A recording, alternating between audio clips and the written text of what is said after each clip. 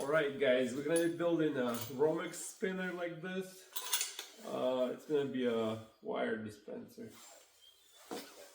Pretty much we have one up here. I'm gonna show you how it works. Basically you just pull the wire and it spins like this. That's to easily pull the wire out of the spool. And usually I use it for 250 feet rolls. I learned how to build them back in 2005 when I was working for this one electrical contractor, and we used to build them to unspool the wire.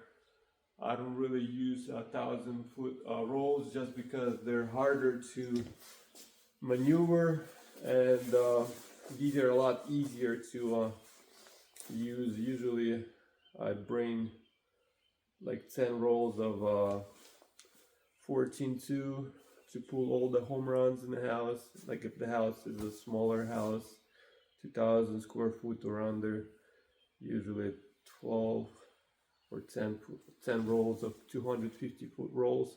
That's usually enough to pull the whole house.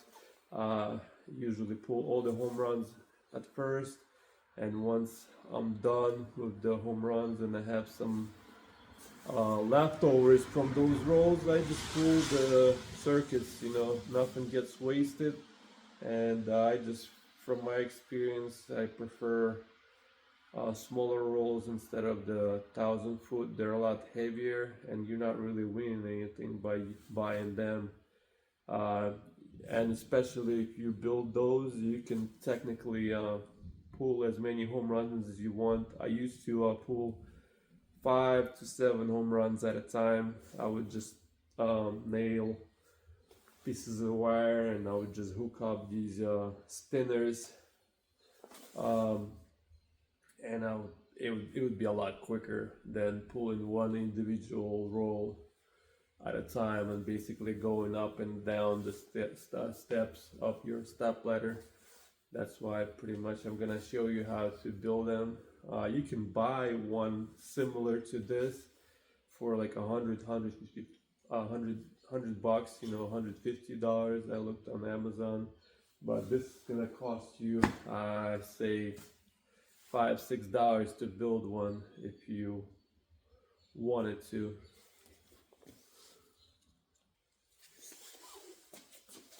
Alright, we're gonna be going over all the components that we have for this wire spinner.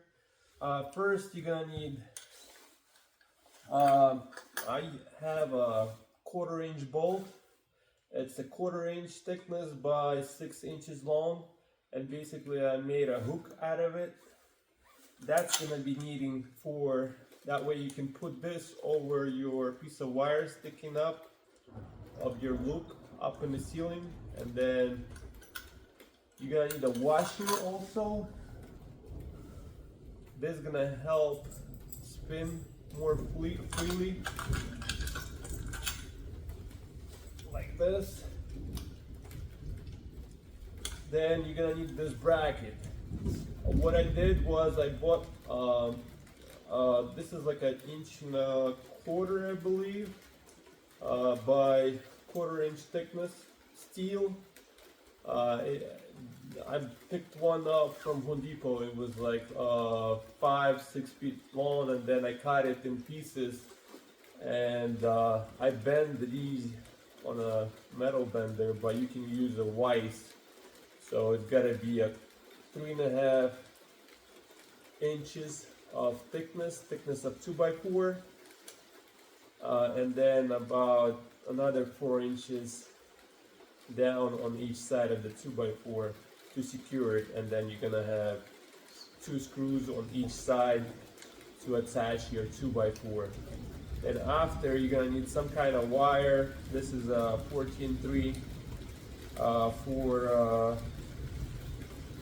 the spinner. Also, you're gonna need some staples to secure the wire to the 2x4s, and obviously you're gonna need two pieces of 2x4. So I marked it here. The top one is 17 and a half, and the bottom one is 21 and a half. So the first thing that we're gonna do is attach the wire to your structure. So I'm using two staples on top.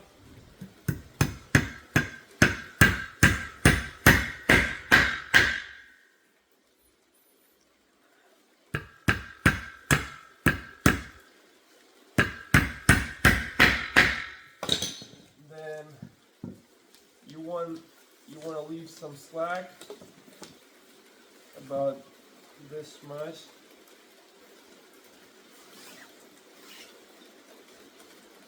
And you want to put a staple kind of in the middle.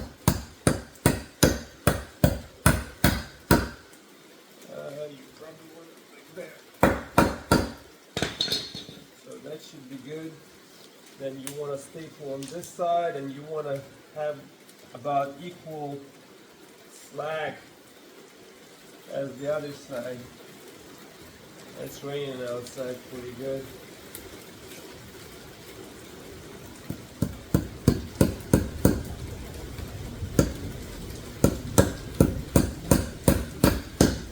You want to check the slack, make sure it's about even. Okay, that should be good. And now what you want to have a, you want to go over each wire, and you want to put staple in the middle, that center.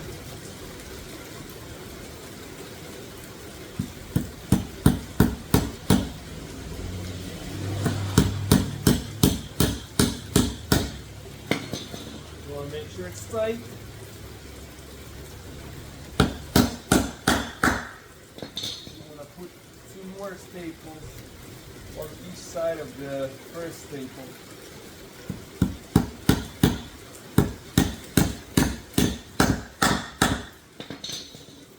And one more. Really easy project to do. And then cut the rest.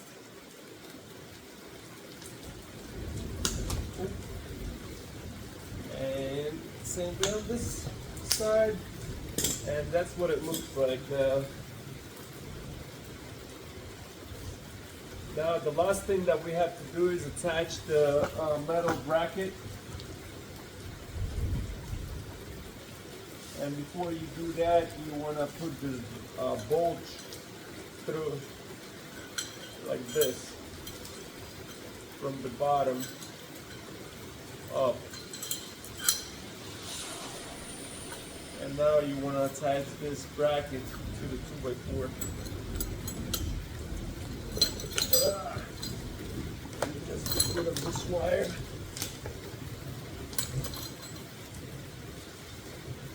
And I'm just using these galvanized screws.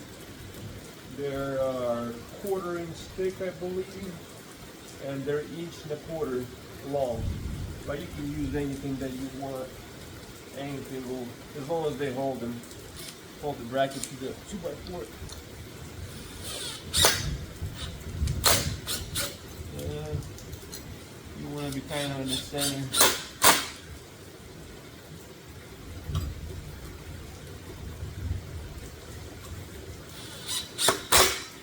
And same thing on the other side.